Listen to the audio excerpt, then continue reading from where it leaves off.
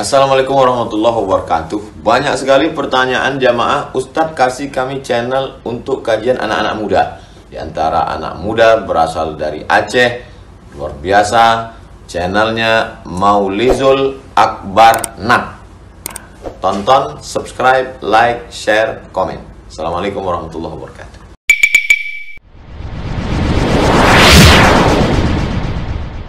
الحمد لله الذي هدانا لهذا وما كنا لنهتدي لولا أن هدانا الله أشهد أن لا إله إلا الله وحده لا شريك له وأشهد أن سيدنا وحبيبنا محمدا عبده ورسوله لا نبي بعده اللهم صل وسلم على نبينا محمد المصطفى أرسله الله بشيرا ونذيرا وداعيا إلى الله بإذنه وسراجا منيرا وقال الله تعالى في القرآن العظيم وهو أصدق القائلين قل إن كنتم تحبون الله فاتبعوني يحببكم الله ويغفر لكم ذنوبكم صدق الله العظيم وبلغ رسوله النبي الحبيب الكريم ونحن على ذلك من الشاهدين والشاكرين والحمد لله رب العالمين وبعد. Hadirin dan hadirat jamaah salat zuhur yang dirahmati Allah, bagi sebahagian pihak baik yang muslim ataupun non muslim muncul sebuah pertanyaan yang mungkin terasa logis. Kenapa umat Islam ini sangat heboh apabila nama Muhammad disebut? Mereka riuh bersolawat, Allahumma salli ala Muhammad, Allahumma salli alaih. Tetapi mereka bersikap biasa saja ketika nama Allah disebut. Mereka mengambil kesimpulan bahwa ternyata umat Islam lebih memuliakan Muhammad daripada Allah Subhanahu wa taala sebagai pencipta Muhammad. Kalau kita meminjam bahasa Al-Qur'an, pemahaman seperti ini disebut dengan badiyar ra'yi. Orang yang dangkal pemahamannya, hanya melihat sepintas, sebatas yang terjangkau oleh pandangan mata. Padahal dalam pendekatan psikologis, ketika sulit untuk mendekati seseorang, maka pintu masuk yang terbaik adalah memuliakan orang yang paling dia cintai. Ketika terjadi tsunami yang lalu, ada seorang kawan, juga termasuk kerabat saya. Beliau bekerja sebagai karyawan pada sebuah perusahaan. Saat gempa pertama terjadi, dia memilih untuk pulang melihat keadaan keluarganya, padahal keluarganya di tempat yang aman, bukan untuk melihat keluarga majikannya, padahal anak majikannya masih sangat kecil, perlu diberikan bantuan. Apa yang terjadi? Berjalanlah waktu. Ketika usaha itu menjadi lebih maju, pimpinan perusahaan ini bercerita ke saya, Pak Ustadz, sedang menggadang-gadang dia, mempersiapkan dia untuk sebuah jabatan strategis di perusahaan saya. Tapi mengingat dalam kondisi kritis dia melupakan keluarga saya, maka peluang itu saya berikan kepada orang lain. Ketika Allah Ta'ala memerintahkan kita untuk taat kepadanya, kita berdoa kepadanya, sebagus apapun doa oleh Allah mungkin saja untuk ditolak. Tetapi ketika kita berdoa kepada Allah Ta'ala dengan perantaraan salawat kepada Nabi, maka tidak ada salawat yang ditolak. Saat kita ingin mengajukan sebuah permintaan, proposal kepada seorang pejabat, sedekat apapun hubungan dengan pejabat itu, ada kemungkinan untuk ditolak. Tetapi ketika proposal ini masuk lewat orang-orang yang dicintai, lewat istrinya, nggak mungkin ditolak.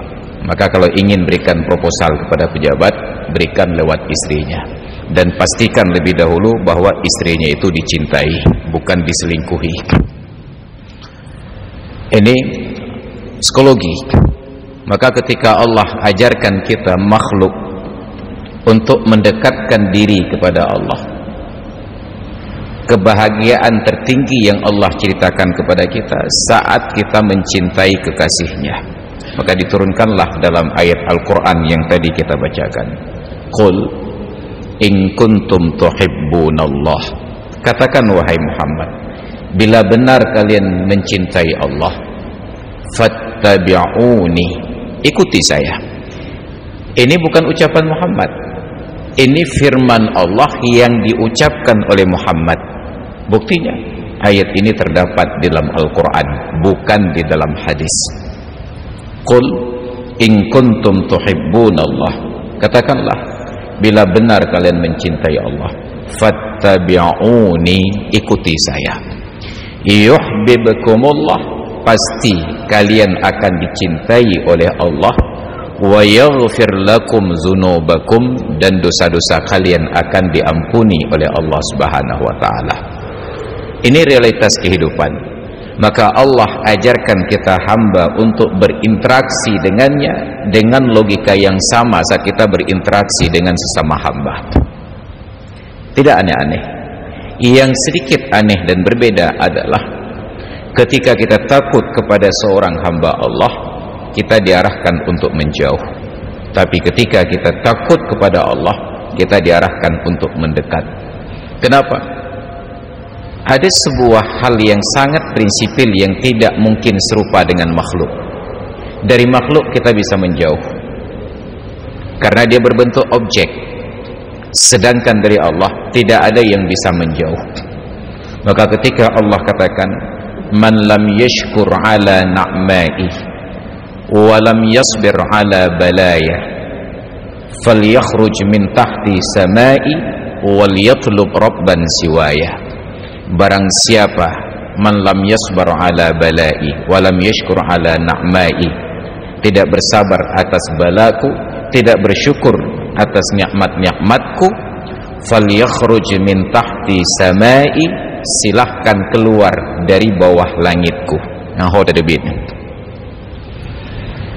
kita tidak bisa keluar dari bawah langit karena sampai hari ini Amerika dengan segala kecanggihan teknologinya, tempat terjauh yang mampu dijangkau oleh astronot mereka hanya sampai ke bulan, walaupun itu masih dalam perdebatan. Ke planet terdekat mereka hanya berani kirim wahana kosong. Kalaupun ada makhluk di dalamnya, mereka hanya berani mengirim sepupu dekatnya, simpanse. Kenapa? Kalaupun mati, insya Allah tidak akan ada kerabatnya yang menggugat ataupun menuntut asuransi. Silahkan keluar dari bawah langitku. Hanya Muhammad dengan beberapa orang nabi yang pernah menjangkau langit. Nabi Idris, wa rafa'nahu makanan 'aliyya, kami angkat dia ke tempat yang tinggi di langit yang keempat. Nabi Isa, wa ma qataluhu wa ma salabuhu walakin syubbiha lahum bal rafa'ahu Allahu ilaihi.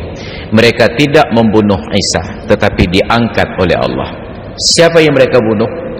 Wa ma qataluhu, mereka tidak membunuh Isa, walakin syubbiha lahum, tapi yang mereka bunuh adalah seorang yang diserupakan dengan wajah Isa ibnu Maryam. Siapa? Murid Nabi Isa dari kalangan Hawariyin yang bernama Yudas Iskariot. Yudas ini yang mengkhianati Nabi Isa, memberikan petunjuk di mana keberadaan Nabi Isa, padahal mereka sudah diambil perjanjian oleh Nabi Isa ketika mereka minta jamuan yang terakhir. Ya Isa bin Maryam, hal yastati'u rabbuka ay yunazzila 'alaina ma'idatan minas sama'?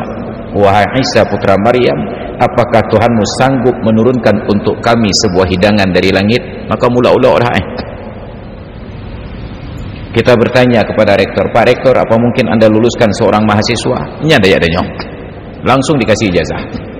meremehkan kapasitas beliau sebagai rektor apabila pertanyaannya, sanggupkah Anda luluskan si fulan untuk jadi mahasiswa? Ini pertanyaan, sanggupkah Allah turunkan sebuah hidangan dari langit? Hidangan gelekeh. Padahal sejarah Bani Israel diisi dengan hidangan dari langit. Wa anzalna alaikumul manna wassalwa. Maka Nabi Isa katakan, saya akan doakan kepada Allah. Tapi ingat, siapapun yang menikmati hidangan ini kemudian dia kufur, aku akan sediakan untuknya siksa yang khusus, kata Allah. Allahumma rabbana anzil alaina ma'idatan minas sama'i takunu lana 'idan li awwalina wa akhirina wa ayatan minka. Ya Allah, ya Tuhan kami, turunkanlah untuk kami sebuah hidangan dari langit.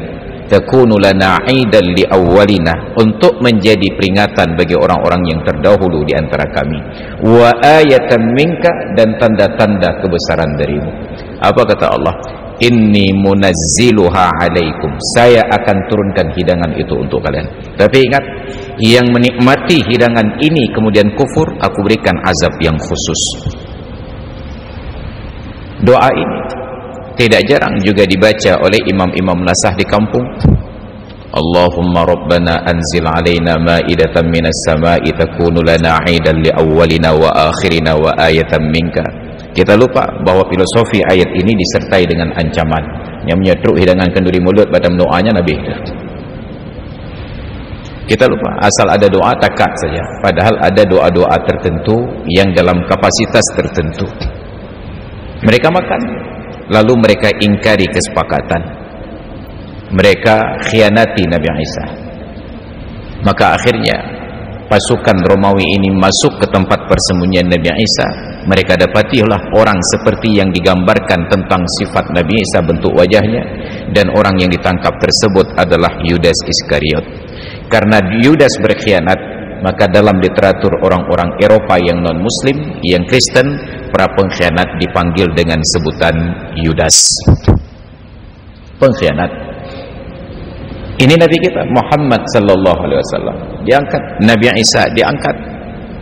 Yang lain belum pernah sampai ke langit. Yang sampai ke langit hanya Nabi Muhammad, sampai ke Sidratul Muntaha. Manusia dengan segala kecanggihan teknologinya bahkan belum tahu hakikat langit itu seperti apa. Jarak antara satu langit dengan yang langit yang kedua itu seperti apa. Kita bahkan belum keluar dari sistem tata surya matahari. Kita bahkan belum keluar dari sistem galaksi Bima Sakti. Kita hanya tahu bahwa di luar itu ada galaksi-galaksi yang lain. Ini manusia. Maka Allah katakan, kalau benar kalian cintai Allah, ikuti saya. Maka Allah Ta'ala senang ketika kita bersolawat. Sebagaimana seorang pejabat yang senang dipuji, tapi yakinlah kesenangan pejabat itu lebih tinggi saat yang dipuji adalah orang-orang yang dicintai. Pak, anak bapak kawan saya. Oh, kamu kenal anak saya? Luar biasa Pak, orangnya baik sekali. Nyampupu dalake bagah kedekenak. Kenapa? Karena anaknya yang kita apresiasi, bukan dirinya. Pejabat ini bekerja untuk anaknya. Dia korupsi untuk anaknya. Dia masuk penjara untuk anaknya. Gak masalah badan saya dikurung 10 tahun, yang penting kekayaan saya tidak dilucuti. Anak saya tetap naik mobil Ferrari, istri saya tetap naik mobil Bugatti, yang pilih saya tetap naik lebih-lebih. Itu prinsip mereka. Biarlah saya masuk penjara, yang penting anak-anak saya tetap bahagia. Ini konsep sederhana. Maka kata Allah Ta'ala, kalau kalian ingin senangkan saya, maka senangkan hati kekasih saya Muhammad.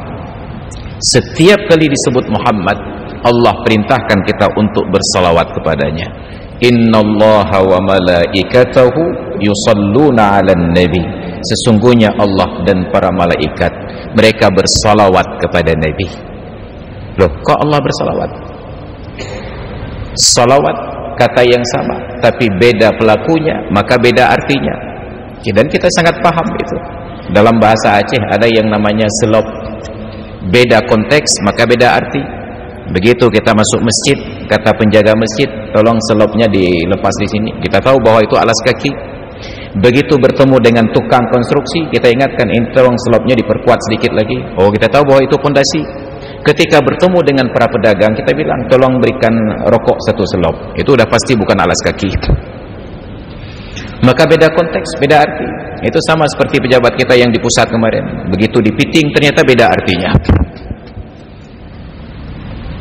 Itu pendekatan mereka. Walaupun kita merasa sangat terancam, piting saja. Nah. Saat kita sebut piting di tentara, artinya dipeluk. Begitu disebut piting di bagian elektronik, ternyata itu alat untuk menyalakan listrik. Nauzubillah, itu entah logika mereka, wallahu alam. Pokoknya kita sudah kuliah belum paham-paham sampai sekarang. Ini dunia. Allah bersalawat kepada nabinya, malaikat bersalawat kepada nabinya. Maka kata Allah, ya ayyuhalladzina amanu sallu alaihi wa sallimu taslima. Wahai orang-orang yang beriman, bersalawat salamlah kalian kepadanya. Setiap nabi selain daripada Nabi Muhammad hanya ada ucapan salam. Adam alaihi salam, Nuh alaihi salam, Ibrahim alaihi salam, sampai Isa bin Maryam alaihi salam.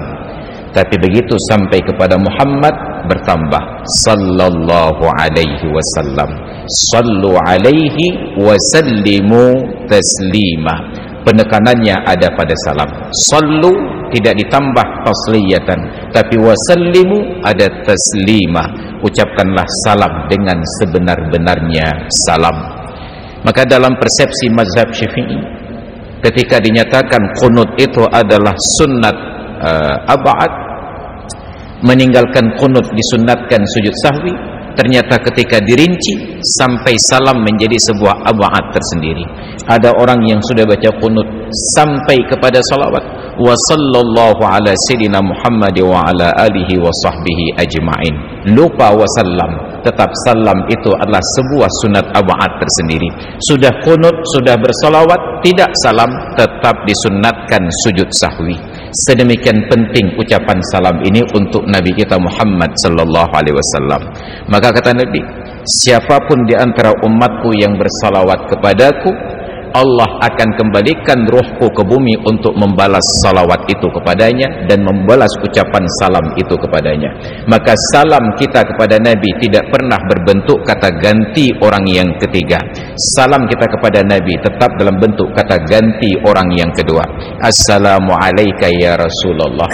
Maka hampir sebenarnya tidak perlu kita kirim salam kepada jemaah haji dan umrah. Tolong sampaikan salam saya kepada Nabi, karena Nabi bisa menjawab salam dimanapun. Sama seperti sekarang, hampir tidak perlu kirim salam untuk orang-orang tertentu, karena tinggal telepon saja. Ran jawab cakap semuanya. Anda pedok salam babu, ni telepon juga dah apa. Lalu kenapa kita titip salam? Bukan karena kita tidak bisa mengucapkan salam kepada beliau secara langsung, tapi untuk mengingatkan kepada orang tersebut, kepada orang yang kita titipkan, bahwa kita mempunyai hubungan tertentu dengan orang yang kita tuju. Kamu pulang ke rumah, titip salam ke orang tua. Kita ingin ingatkan kepada anaknya bahwa saya kenal ayah kamu. Kalau saya ingin mengucapkan salam kepada beliau, saya punya nomor teleponnya, tapi supaya kamu tahu bahwa saya kenal ayah kamu.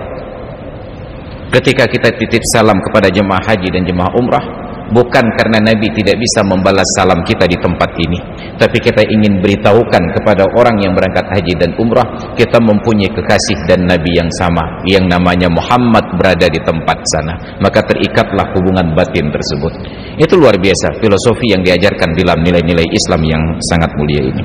Maka hadirin kaum muslimin yang dirahmati Allah, ayat Allah ini mengajarkan kepada kita, qul in kuntum tuhibbunallaha fattabi'uni. Bila benar kalian cintai Allah, ikuti saya. Kalau mendekati Allah harus memuliakan kekasih dan nabinya, maka mendekati seseorang, muliakan orang-orang yang dicintainya. Maka kami di lingkungan pesantren diajarkan oleh kearifan guru-guru kami, bila ingin mendapatkan keberkahan dari doa guru, muliakanlah orang-orang yang dicintai oleh guru. Maka kami muliakan istri beliau, kami muliakan anak-anak beliau. Tapi yang paling tinggi nilai penghormatan terhadap guru ternyata bukan di Aceh, tapi di Pulau Jawa. Saya dengan beberapa orang kawan dari Rabitah Taliban Aceh berkunjung ke sebuah pesantren di Kabupaten Pasuruan di Jawa Timur, pesantren Sidogiri. Muridnya tidak ramai, hanya sekitar 15.000 orang saja.